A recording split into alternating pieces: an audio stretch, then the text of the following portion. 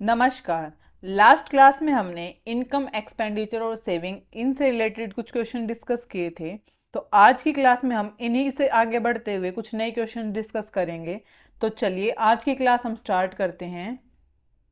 आज का हमारा फर्स्ट क्वेश्चन है, a person spends 35% of his income on food and 25% spend on rent, 60% of the remaining spent on transport and 20% spent on other. If his saving is rupees 24,000, find his expenditure on transport and income.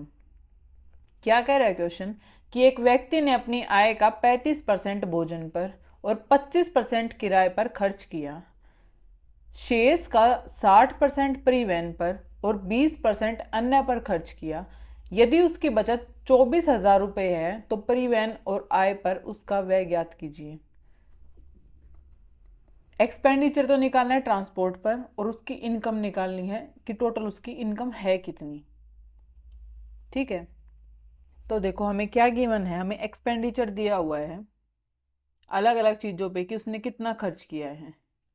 ठीक है, expenditure on food कितना है कि वो अपनी income का 35% food पर खर्च कर रहा है और रेंट पर कर रहा है वो 25%। ठीक है, फिर क्या कह रहा है कि जो रिमेनिंग बच गया, यहाँ तक तो उसने अपनी इनकम का 35 किया, फिर रेंट पर उसने अपनी इनकम का ही 25% खर्च किया है, तो टोटल उसने यहाँ तक कितना खर्च कर दिया, 60%। ठीक है, जो रिमेनिंग पार्ट बचा उसकी इनकम का, उसका 60% उसने किस पे खर्च कर दिया, ट्रांसपोर्ट पर खर्च कर दिया। ठीक है, रिमेनिंग का 60% खर्च किया उसने किस पे, ट्रांसपोर्ट पे। रिमेनिंग का ही 20% उसने स्पेंड कर दिया किस पे, अदर पार्ट पे। जो कोई भी अदर उसका जो खर्च था उन पे उसने कितना खर्च कर दिया, 20% खर्च कर दिया। तो यहाँ से उसने रिमेनिंग का कितना खर्च कर दिया, 80% खर्च कर दिया। ठीक है, तो क्या पूछ रहा है वो, एक्सपेंडिचर ऑन अदर पे, ट्रांसपोर्ट पे पूछ रहा है और इनकम पूछ रहा है कि इनकम निकालो। तो देखो सबसे पहले हम इनकम निकाल लेंगे कि इनकम उसकी थी कितनी। ठीक है, इनकम निकालने के लिए हमारे पास एक फॉर्मूला था, income into 100 minus x1 upon 100 into 100 minus x2 upon 100 is equal to किसके होता था, सेविंग के। ठीक है, अब हमें इनकम निकालनी है और हमें सेविंग गिवन है, तो हम इन चीज़ों को उधर भी ले जा सकते हैं सेविंग की तरफ। ये इधर 100 डिवाइड में है, उधर जाके क्या हो जाएगा, मल्टीप्लाई में, या फिर यहीं पर इन चीज़ों को पुट करो। देखो हमें इनकम निकालनी है, इनकम हमें पता नहीं है, इनकम को हमने ऐसे कैसे रख लिया, इनटू उसने फूड पे कितना खर्च किया, 35%, रेंट पे कितना किया, 25%, टोटल उसने कितना खर्च कर दिया, 60%। अब उसने अपनी इनकम का 60% खर्च कर दिया तो कितना बचा उसके पास, उसकी इनकम का 40% बच गया। ठीक है, फिर क्या कह रहा है, जो रिमेनिंग पार्ट बचा, रिमेनिंग कितना बचा, इनकम का 40%, रिमेनिंग जो पार्ट बचा उसका उसने 60% तो ट्रांसपोर्ट पर खर्च कर दिया और 20% अदर पार्ट पर खर्च कर दिया, तो टोटल 80% खर्च कर दिया रिमेनिंग का। तो रिमेनिंग जो बचा उसका 80% उसने खर्च कर दिया, तो कितना पार्ट बच गया उसका, 20%। ठीक है, ये किसके इक्वल है, सेविंग के। सेविंग कितनी है, 24,000 रुपये। ठीक है, अब यहाँ से इनकम की वैल्यू निकाल सकते हैं हम, चाहो तो इसको इधर ले जाओ, नहीं तो यहीं से काट लो। देखो 20, ये जीरो से ये जीरो काट लो, 2 से कट जाएगा 12 पे। ठीक है, एक जीरो से ये जीरो कट गई, 4 3 जा पे। तो इनकम कितनी आ गई यहाँ से, इनकम इज इक्वल्स टू 300 और 000। ठीक है, ये क्या आ गई, इनकम कितनी, 3 लाख रुपए। ठीक है, आया समझ में कैसे किया, जितना जितना बोला था वहां से हमने उसी स्टेप के अकॉर्डिंग हमने इनकम निकाल ली। क्या कह रहा था कि फूड पे खर्च किया उसने 35%, रेंट पे खर्च किया उसने 25%, कितना खर्च कर दिया उसने यहाँ तक 60% खर्च कर दिया अपनी इनकम का। फिर क्या कह रहा है कि उसने रिमेनिंग का 60% ट्रांसपोर्ट पे खर्च किया और रिमेनिंग का जो था स्टार्टिंग में रिमेनिंग जो था उसका 20% उसने अदर पे खर्च कर दिया। तो यहाँ से उसने रिमेनिंग का टोटल कितना पार्ट खर्च कर दिया, 80% खर्च कर दिया। हमसे ये पूछ रहा है कि इनकम निकालो। ठीक है, सेविंग उसने दे रखी है 24,000 रुपये। तो इनकम का जब 60% उसने यहाँ खर्च किया तो कितना सेव किया उसने, सिर्फ 40% ही खर्च सेव कर पाया वो अपनी इनकम का। जितना उसने सेव किया, ठीक है, उसका 80% उसने ट्रांसपोर्ट और अदर पार्ट पे खर्च कर दिया। जब 80% उसने खर्च कर दिया तो सेव कितना कितना किया उसने, 20%। ये यहाँ तक क्या आ गई उसकी saving. Saving is equal to saving. ठीक है, वही हमने यहाँ पे पुट कर लिया। तो यहाँ से हमने इनकम निकाली, कितनी आएगी इनकम, 3,00,000 रुपए। ठीक है, अब एक्सपेंडिचर निकालो। Expenditure on other, expenditure on transport, क्योंकि ट्रांसपोर्ट की पूछ रहा हमसे। ठीक है, इनकम कितनी हमारी, 3,00,000 रुपए। ठीक है, इनकम का हमने 60% किया था, देखो 35% तो किया हमने फूड पे और 25% किया था हमने रेंट पे, तो टोटल 60% खर्च कर दिया था। कितना बचा था इनकम का, 40% भागे हम सेव कर पाए थे। ठीक है, जो पार्ट हमने सेव किया, ये क्या कह रहा था कि रिमेनिंग का 60% उसने ट्रांसपोर्ट पे खर्च किया। रिमेनिंग यानी कि जो उसने सेव कर पाया वो अपनी इनकम का पार्ट, जितनी हमारे पास बचत थी उसी में से तो हम आगे खर्च करेंगे जो भी हमारे पर खर्च आएगा। ठीक है, तो जितना पार्ट हमारे पास सेव हुआ, तो इनकम का 40% पार्ट ही हम सेव कर पाए, उसमें से हमने क्या किया, 60% क्या कर दिया हमने, ट्रांसपोर्ट पे खर्च कर दिया। ठीक है, तो यहाँ से हम एक्सपेंडिचर ऑन ट्रांसपोर्ट निकाल सकते हैं। देखो, 2 जीरो से ये 2 जीरो कट गई, ये 2 जीरो से ये 2 जीरो कट गई। ठीक है, अब मल्टीप्लाई करो इनकी, कितना आ जाएगा, यहाँ से मल्टीप्लाई करने के बाद 72,000 रुपये आ गए। ये क्या आया कि एक्सपेंडिचर ऑन ट्रांसपोर्ट कितना है, 72,000 रुपये। ठीक है,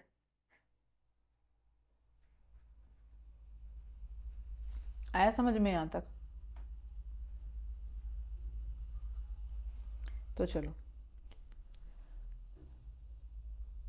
नेक्स्ट क्वेश्चन है, A person spends 20% of his income on food and 10% of the remaining spent on rent, 1 by 4 of the remaining spent on transport, 1 by 5th of the remaining spent on other, and rest amount is saving. If his saving is rupees 27,000, then find his income. क्या कह रहा है question कि एक व्यक्ति ने अपनी आय का 20% भोजन पर और शेष का 10% किराए पर खर्च किया। शेष का 1/4 भाग परिवहन पर खर्च किया जाता है, शेष का 1/5 भाग अन्य पर खर्च किया जाता है, और शेष राशि यदि बचत है, ठीक है, तो यदि बचत उसकी 27,000 रुपये है तो उसकी आय बताओ कि उसकी इनकम कितनी है। ठीक है, देखो ये वाला क्वेश्चन और पीछे वाला क्वेश्चन सेम है, सिर्फ चीज़ क्या डिफरेंस क्या है कि हमें बाकी सब में क्या थी, पिछले वाले क्वेश्चन में परसेंट में वैल्यू दे रखी थी कि कितना वो खर्च कर रहा है, यहाँ पे क्या दे रखे हमें, फ्रैक्शन में वैल्यू दे रखी कि वो कितना पार्ट उसका खर्च कर रहा है। तो इस पार्ट को हम क्या करेंगे, हम परसेंट में कन्वर्ट कर लेंगे फ्रैक्शनल पार्ट को। ठीक है, एक्सपेंडिचर हमें दे रखा है सेम पीछे वाले क्वेश्चन की तरह, इसमें भी हमें क्या दे रखा है, एक्सपेंडिचर। एक्सपेंडिचर ऑन फूड कितना है, 20%, कि उसने भोजन पर कितना खर्च किया, 20%। फिर क्या कह रहा है कि रिमेनिंग का, किसका, जो रिमेनिंग पार्ट बचा उसका उसने 10% रेंट पर खर्च किया। ठीक है, 1/4 of the remaining spend on transport, transport पर किया उसने 1/4 भाग। अब 1/4 पार्ट है। ठीक है, फ्रैक्शन वैल्यू है, फ्रैक्शन वैल्यू को आप जब परसेंट में कन्वर्ट करोगे तो इंटू 100 हो जाएगा। ठीक है, 4 से कितने पे चला जाएगा, 25 पे, तो कितना आ गया, 25%। रिमेनिंग का ही उसने 1/5 पार्ट किया किस पे, अदर पे स्पेंड किया। ठीक है, कितना, 1/5। ये भी फ्रैक्शन वैल्यू है, परसेंट में कन्वर्ट करेंगे इनटू 100 हो जाएगा। कितनी आ गई यहाँ से 20%, कि उसने 25% तो खर्च किया ट्रांसपोर्ट पे और 20% खर्च किया अदर पार्ट पे। ठीक है, हमसे क्या दे रखी है, सेविंग दे रखी है और इनकम पूछ रहा है। ठीक है, सेम उसी फॉर्मूले में हम पुट कर देंगे। जब हमसे इनकम पूछ रहा है तो इनकम हमने ऐसे कैसे रख ली, इनटू, देखो उसने क्या किया है, इनकम का 20% फूड पे खर्च कर दिया, तो कितना बचा 80% पार्ट जो उसने सेव किया, क्योंकि 20% तो उसने खर्च कर दिया फूड पे। ठीक है, ये क्या है उसका, जो पार्ट उसका बच गया, जो उसने सेव किया है, जो उसकी सेविंग है, वो उस सेविंग का जो रिमेनिंग पार्ट, मतलब जो रिमेनिंग बचा वो सेविंग ही तो बची ना उसकी, उसका उसने 10% रेंट पे खर्च कर दिया, तो रिमेनिंग कितना बचा 90%। ठीक है, फिर रिमेनिंग का 25% उसने ट्रांसपोर्ट पे खर्च कर दिया, तो बचा कितना 75%, सेविंग 75% की हुई। फिर क्या किया 20% उसने अदर पे खर्च कर दिया रिमेनिंग का, यहाँ से सब सेविंग चल रही है, उस सेविंग का 20% उसने अदर पे खर्च कर दिया, कितने बची 80% ही सेविंग कर पाया। जब ये सारी चीज़ सेविंग है तो सेविंग एक्चुअल में दे कितनी रखी उसने, 27,000 रुपये। ठीक है, अब इनको काट पीट के हम सोल्व करेंगे तो इनकम की वैल्यू आ जाएगी यहाँ से निकल के। तो देखो 24 जा 25 जा 25 3 जा 25 4 जा 24 जा 25 जा। ठीक है, 93 जा 27। ठीक है, अब देखो ये एक ज़ीरो से तो ये एक ज़ीरो कटेगी, तो यहाँ पे कितना आ जाएगा 100 आ जाएगा।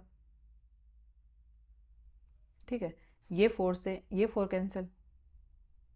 ठीक है, तो इनकम कितनी आ जाएगी यहाँ से, इस 4 से 25 पे चला जाएगा, तो इनकम की वैल्यू निकाल सकते हैं हम यहाँ से 62,500 रुपये। क्या आ गई है उसकी इनकम आ गई।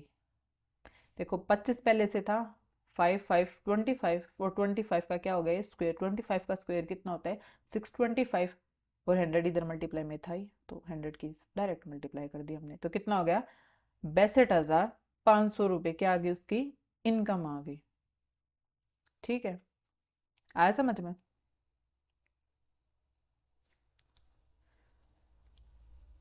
फॉर्मूला है, फॉर्मूला लगा लो, नहीं तो जैसे स्टेप बाय स्टेप क्वेश्चन बोल रहा है उसी के अकॉर्डिंग, कोई फॉर्मूला नहीं है, हमने अपने मन से बना रखा वो फॉर्मूला, तो नहीं तो हम डायरेक्ट भी इसको हम ऐसे ही सोल्व कर सकते हैं। ठीक है, अब कह रहा है कि इनकम का 20% फूड पे खर्च किया, जो खर्च कर दिया वो बाहर निकालो, क्या बच गई सेविंग कितनी बच गई उसके पास इनकम की, इनकम का कितना पार्ट सेव किया उसने 80% भाग बचाया। ठीक है, जो खर्च आगे, खर्च भी तो उसी में से करेगा जो हमने बचाया है। अब मेरे पास 100 रुपये, 100 में से मैंने 20 खर्च कर दिए फूड पे, बचे कितने मेरे पास 80 रुपये बचे, उस 80 में से ही तो मैं आगे कुछ खर्च कर पाऊंगी ना। ठीक है, तो जो 80% बचा था इनकम का पार्ट उसमें से ही तो मैं आगे खर्च करूंगी। तो जब मेरे पास 80 पार्ट बचा इनकम का, उसमें से 10% मैंने रेंट में दे दिया, तो जब मैंने 80 का 10% रेंट पे दिया तो मेरे पास बचा कितना उसका पार्ट 90, क्योंकि 10 मैंने दे दिया, कितना बच गया 90 बच गया। ठीक है, अब उतने का मैंने 25% ट्रांसपोर्ट पे दे दिया, तो बचा कितना मेरे पास 75, जो सेविंग थी मेरे पास वो 75 पार्ट बच गई उसकी। फिर क्या किया 20% मैंने उसका अदर में दे दिया, जो मेरे पास सेविंग थी उसका 20% मैंने अदर में दे दिया। ठीक है, तो उसकी सेविंग मेरे पास कितनी बची वहाँ से 80%, तो वो जो टोटल सेविंग आई वो टोटल सेविंग के ही तो इक्वल आएगी ना। ठीक है, तो इसी तरीके से हमने उसको सोल्व करके इनकम की वैल्यू कितनी निकाल ली 62,500 रुपये।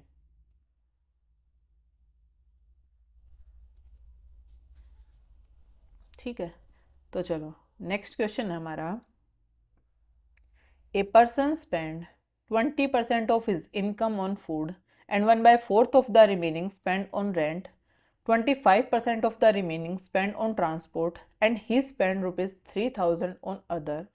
If his saving is ₹15,000 then find his income. क्या कह रहा है क्वेश्चन कि एक व्यक्ति ने अपनी आय का 20% भोजन पर और शेष का 1/4 भाग किराए पर खर्च किया। शेष का 25% परिवहन पर खर्च किया और उसने अन्य पर 3,000 रुपये खर्च किए। यदि उसकी बचत 15,000 रुपये है तो उसकी आय ज्ञात कीजिए। ठीक है, देखो डायरेक्ट फॉर्मूला हमारे पास क्या होता है वो चीजें समझो। देखो इनकम किसके इक्वल होती है? Income is equals to expenditure plus saving होती है।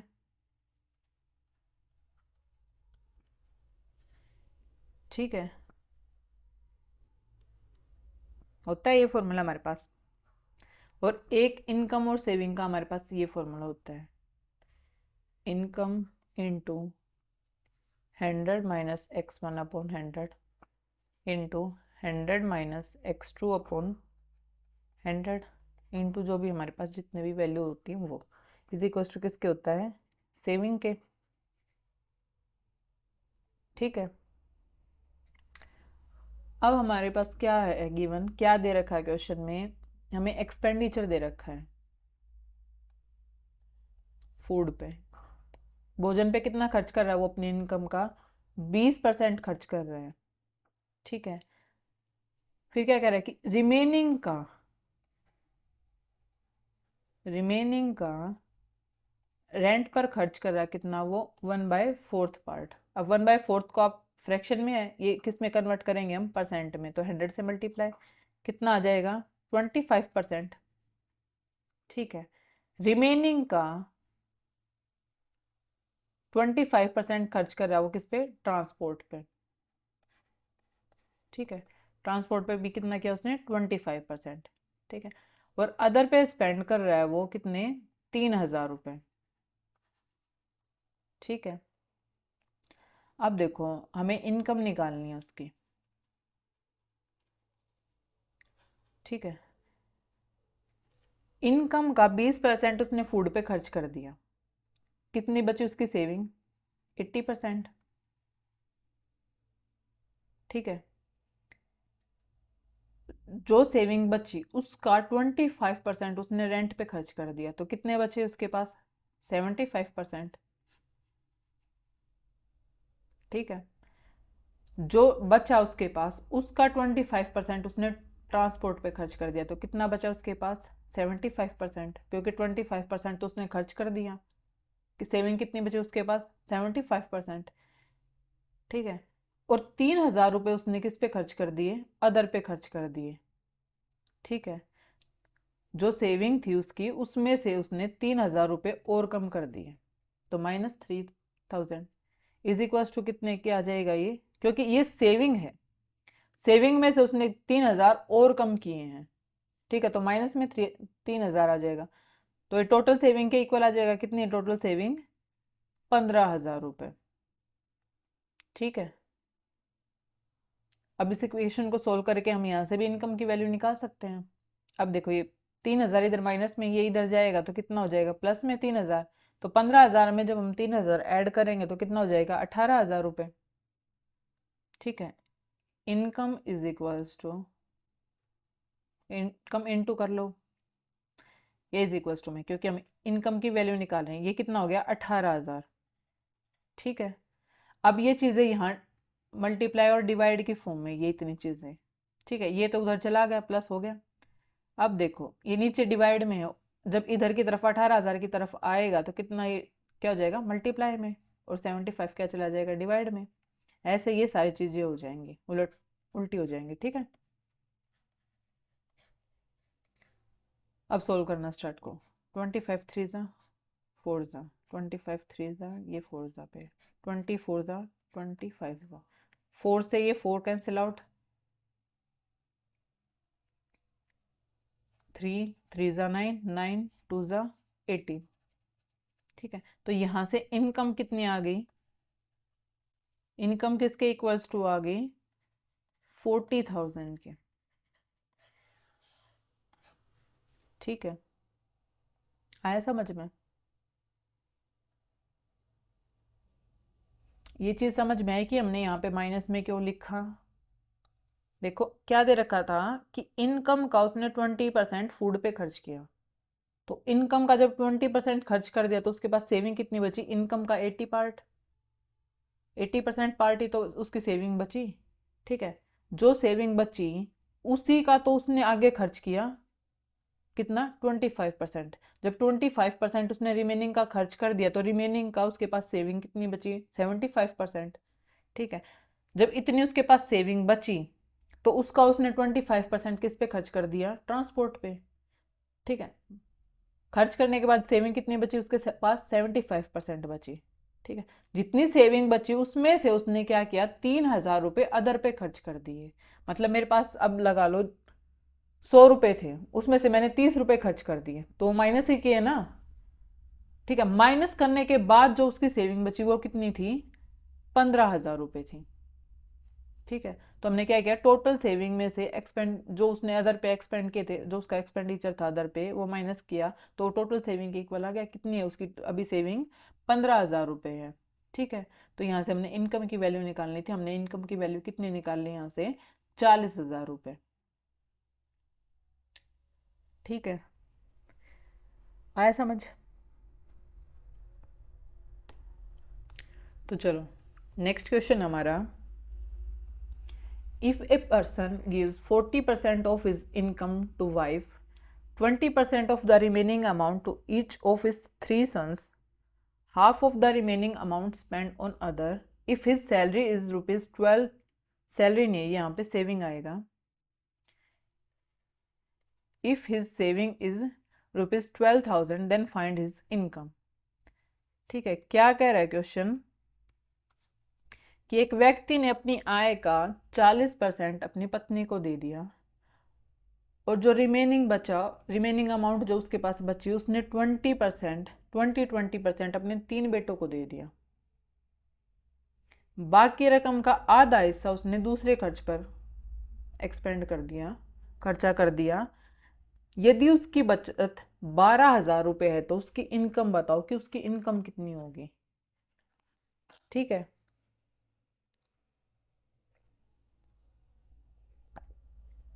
आया समझ क्वेश्चन क्या कह रहा है। देखो क्या कह रहे हैं, हमें एक्सपेंडिचर गिवन है कि उसने अपनी वाइफ को दिए हैं, कितने, 40% दिया उसने, अपनी इनकम का 40% अपनी वाइफ को दे दिया। ठीक है, फिर उसने 3 सन्स को दिया है। ठीक है, जो उसके पास रिमेनिंग बचा है उसी का उसने अपने 3 बेटों को दिया, कितना, 20%। 20 एक को, 20 दूसरे को, 20 ही तीसरे को दिया, तो ऐसे करके उसने टोटल कितना दे दिया, 60% दे दिया। ठीक है, जो रिमेनिंग बचा उसका उसने हाफ अदर पे एक्सपेंड कर दिया। ठीक है, तो हाफ फ्रैक्शन फॉर्म है, उसको हम परसेंट में कन्वर्ट करेंगे तो कितना आ जाएगा, 50%। ठीक है, सेविंग कितनी उसकी, 12,000 रुपये। ये कह रहा है कि इनकम बताओ, तो हमने इनकम को इनकम ही रख लिया यहाँ पे। ठीक है, इनकम का उसने 40% अपनी वाइफ को दे दिया, तो उसके पास इनकम का कितना पार्ट बचा, सिर्फ 60% पार्ट बचा। ठीक है, जो उसके पास पार्ट बचा, क्या कह रहा हूँ, जितनी उसके पास अमाउंट है उस रिमेनिंग अमाउंट का उसने 20% करके अपने सन्स को दे दिया, 3 बेटों को दे दिया। तो जो रिमेनिंग पार्ट बचा, ये क्या है, उसका रिमेनिंग पार्ट है। इतनी जो उसकी रिमेनिंग अमाउंट है उसका उसने 60% अपने 3 बेटों को दे दिया। ठीक है, क्योंकि एक बेटे को 20% दिया तो 3 बेटे हैं तो कितना हो जाएगा, 60%। ठीक है, तो 60% दे दिया तो कितना बचा उसके पास, सिर्फ 40% पार्ट बचा, अपनी इनकम जो उसका रिमेनिंग अमाउंट था उसका 40% बचा। ठीक है, जितनी अमाउंट उसके पास रिमेनिंग बची उसका उसने 50% अदर पे खर्च कर दिया, तो कितना पार्ट बचा, 50 खर्च करने के बाद 50 बचा। ठीक है, कितने, टोटल सेविंग कितनी है उसकी, 12,000 रुपये। उसने टोटल कितने सेव किए, 12,000 रुपये। ठीक है, इनकम का 40% वाइफ को दिया, कितना बचा उसके पास, 60%। जो रिमेनिंग अमाउंट बची, ये जो रिमेनिंग अमाउंट यहाँ से बची उसका उसने 60% अपने 3 बेटों को दे दिया, तो कितना बच गया, 40%। फिर जो रिमेनिंग बची उसका उसने 50% अदर पे खर्च कर दिया। 50% खर्च करने के बाद कितना बचा? 50 ही बचा। ठीक है, यहां से जो सेविंग आई वो किसके इक्वल है? जो गिवन सेविंग रुपीज में हमें उसके इक्वल है। ठीक है, तो यहां से इनकम की वैल्यू हम निकाल सकते हैं। ये जीरो से ये जीरो कट गई, ये जीरो से ये जीरो कट गई, ये जीरो से ये जीरो कट गई। 6 टू ज़ा, ठीक है, 2 2 ज़ा 4, 5 2 ज़ा करके 10, 1 0 कट गई। तो इनकम यहाँ से कितनी आ गई? 1 लाख। कितनी आ गई इनकम? 1 लाख रुपए आ गई। ठीक है, कि उस आदमी की इनकम कितनी है? 1 लाख रुपए है। ठीक है, आया समझ? जो कंफ्यूजिंग पार्ट था वो इस क्वेश्चन में क्या था? जो ये 3 बेटों को उसने दिए हैं। ठीक है, ये चीज समझनी थी। यहाँ पे उसने एक बेटे के दे रखे कि उसने एक को 20% दिए हैं, तो उसके बेटे कितने हैं? 3। ठीक है, जो ये ईच वर्ड लिख रखा है ये डिनोट कर रहा है कि उसने किसको कितना पार्ट दिया है। हर एक को उसने 20-20% दिए हैं, तो तीनों के मिलाओगे तो कितने हो जाएंगे टोटल? 60%। ठीक है, बस इतनी ही चीज समझने की थी, बाकी क्वेश्चन तो वही सेम क्वेश्चन है। ठीक है, चलिए नेक्स्ट क्वेश्चन पर। नेक्स्ट क्वेश्चन हमारा, income of A is 15% more than B, income of B is 10% less than C, if the difference between income of A and C is ₹420, then find income of B. देखो यहाँ से next step start होती है। क्या कह रहा है question? कि ए की आय बी से 15% अधिक है, बी की आय सी से 10% कम है। यदि ए और सी की आय के बीच का अंतर 420 रुपए है तो बी की आय बताओ कितनी होगी? ठीक है, आया क्वेश्चन समझ में? क्या कह रहा है? इनकम के बारे में डिस्कस चल रहा है यहाँ पे। क्या कह रहा है कि ए की इनकम बी की इनकम से 15% ज्यादा है, तो हमने बी की इनकम मान ली कि 100 रुपए है। ठीक है, 100 मान ली, 15% ज्यादा है तो कितनी हो जाएगी? 115%। ठीक है, फिर क्या कह रहा है? बी की इनकम सी की इनकम से 10% कम है, तो सी की इनकम मान ली हमने कि कंप्लीट 100 है, उसका 10% कम होगी तो कितना होगी? 90%। ठीक है, अब हमें रेशो निकालना है किसका? ए बी और सी की इनकम का रेशो निकालना है, क्योंकि हमें आगे डिफरेंस भी उन्हीं की इनकम का दे रखा, ए और सी की इनकम का। जब हमें इनकी इनकम का रेशो पता होगा तो उनका डिफरेंस निकाल के इस डिफरेंस के इक्वल रखेंगे। ठीक है, वहां से बी की इनकम के वैल्यू निकाल सकते हैं। ठीक है, तो अब इनका रेशो निकालना सीखो कि जब हम इस फॉर्म में दे रखा हो तो हम रेशो कैसे निकालेंगे। अब दो तरीके हैं यहाँ से रेशो निकालने के। एक तो हम इस तरीके से निकाल लें, दूसरा है हम इस फॉर्म में लिख के निकाल लें। अच्छी जगह लिखो, यहाँ नहीं लिखते, गिच पिच हो जाएगा। देखो, ए बी और सी की इनकम का रेशो निकालना है। ए कितना है? 115, बी कितना है? 100। दूसरा रेशो किसका है? बी और सी का। बी कितना है? 90 और सी कितना है? 100। ठीक है, अब यहाँ से एक तरीका है ये निकालने का। अब यहाँ कुछ नहीं है, इसके नियरेस्ट वैल्यू कितनी है? 100। अब यहाँ कुछ नहीं है, इसके नियरेस्ट वैल्यू कितनी है? 90। ठीक है, या तो यहाँ से आप इनकी मल्टीप्लाई करो, 115 की और 90 की यहाँ करके लिखो, 100 की और 90 की यहाँ करके लिखो, 100 और 100 की लिखो यहाँ पे। ठीक है, ये डायरेक्ट रेशियो आ जाएगा ए बी सी का। ठीक है, और दूसरा तरीका है ये, यहाँ से जब इन दो फॉर्म में दे रखा हो तो हम यहाँ से कैसे करते हैं? ये उल्टा एन बना के मल्टीप्लाई करके वैल्यू निकालते हैं। उल्टा एन का मतलब क्या है? देखो ये लाइन क्या डिनोट कर रही है कि ये इन दोनों की मल्टीप्लाई 115 और 90 की। ठीक है, आई समझ में? ये क्या डिनोट कर रहा है कि हम सबसे पहले किसकी करेंगे? 115 और 90 की मल्टीप्लाई करेंगे, कितनी आ जाएगी? 10350। ठीक है, ये दूसरी ये क्या डिनोट कर रही है? ये वाली लाइन कि 90 और 100 की मल्टीप्लाई करेंगे। ठीक है, फिर ये वाली लाइन क्या डिनोट करिए कि 100 और 100 की मल्टीप्लाई करेंगे हम। ठीक है, हो गई मल्टीप्लाई। अब देखो ये ज़ीरो से ये ज़ीरो से ये ज़ीरो कट गई। ठीक है, कट गई यहाँ से। अब 5 से काटो इनको, ये कितना आ जाएगा 207, ये कितना आ जाएगा 180, और ये कितना आ जाएगा 200। ये किसका रेशियो आ गया, इनकम का रेशियो आ गया, किसका, ए बी और सी का। क्या कह रहा है क्वेश्चन कि यदि इनकम का डिफरेंस दे रखा है ए और सी का, कितना है यहाँ पे, ए की इनकम 207 और सी की इनकम कितनी है 200, कितना डिफरेंस आ गया 7। लेकिन इन्होंने कितना दे रखा है 420 रुपए का डिफरेंस दे रखा है एक्चुअल में, लेकिन यहाँ कितने का है 7 का, तो 7 बराबर किसके हो जाएगा 420 के।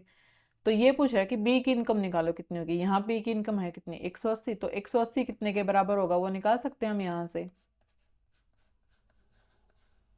7 से कितने पे चलेगा जाएगा 6 पे, तो कितने आ जाएगा यहाँ से बी की इनकम 10,800 रुपये आ जाएगी।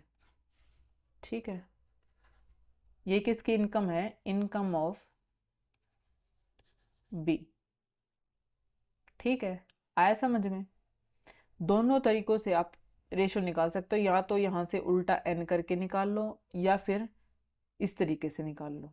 ठीक है, रेशो दोनों केस में क्या आएगा, सेम आएगा, कोई डिफरेंस नहीं आएगा। देखो यहाँ भी हमने क्या किया 115 और 90 की मल्टीप्लाई, ए की वैल्यू निकल के आई।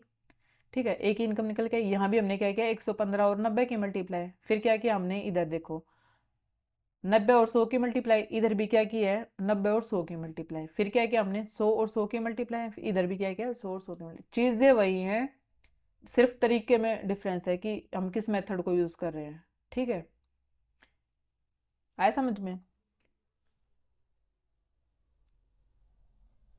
तो चलो नेक्स्ट क्वेश्चन है, income of A is 20% less than B, income of B is 25% less than C, income of C is 20% more than D. If the income of D is rupees 45,000, then find income of A. क्या कह रहा है question कि A की आय B से 20% कम है, B की आय C से 25% कम है, C की आय D से 20% अधिक है। यदि D की इनकम 45,000 रुपये है तो A की इनकम बताओ कितना होगी। ठीक है, सेम वही क्वेश्चन है, यहाँ से हम इनके इनकम का रेशो निकाल लेंगे। ठीक है, क्या कह रहा कि ए की आय बी से 20% कम है, तो बी की मान ली हमने कि 100 है, ए की कम है 20%, तो कितनी हो जाएगी 80।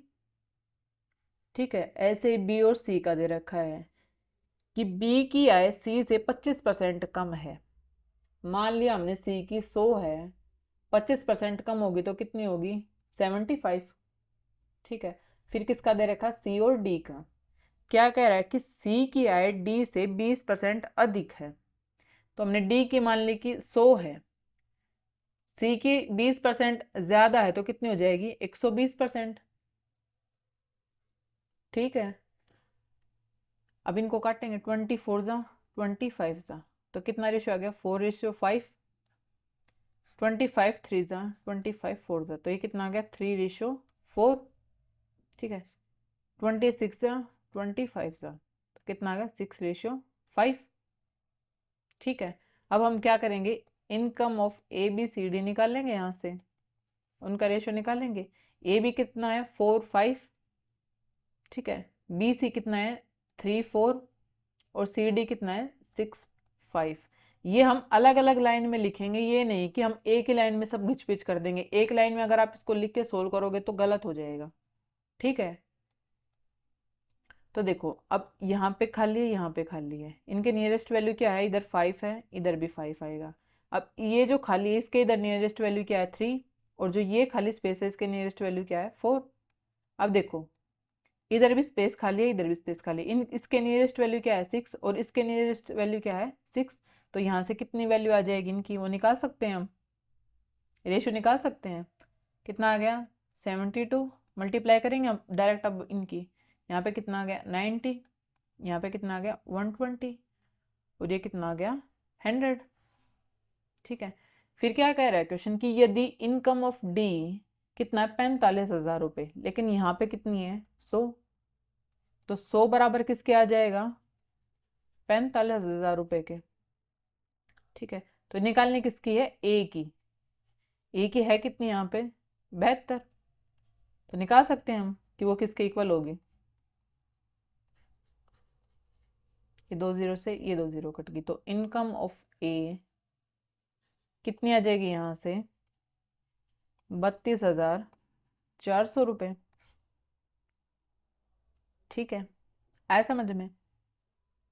पीछे वाले क्वेश्चन में क्या था, हमें डिफरेंस दे रखा था ए और सी की इनकम का। यहाँ पे ए हमें क्या दे रखा है डी की इनकम दे रखी कि डी की इनकम कितनी है 45,000 रुपये, लेकिन हमारे पास रेशो में कितनी है वो 100, तो 100 बराबर कितने हो जाएगा 45,000 रुपये। ठीक है, फिर क्या पूछ रहा है कि ए की निकालो, लेकिन ए का कितना रेशो यहाँ पे 72, तो 72 किसके इक्वल होगा वो हम निकाल सकते हैं, वो क्या आ जाएगी इनकम ऑफ ए। तो इनकम ऑफ ए कितनी हो गई 32,400 रुपये। ठीक है, आया समझ। तो चलिए नेक्स्ट क्वेश्चन है, income of A is 10% less than B, income of B is 25% more than C, income of C is 20% less than D, if the income of A is rupees 36,000 then find income of D. ये भी वही same question है पिछले वाले question की तरह। क्या कह रहा है कि ए की आय बी से 10% कम है, बी की आय सी से 25% अधिक है, सी की आय डी से 20% कम है, यदि ए की आय 36,000 रुपये है तो डी की आय बताओ कितना होगी। ठीक है, वही हम रेशो निकाल लेंगे सबका।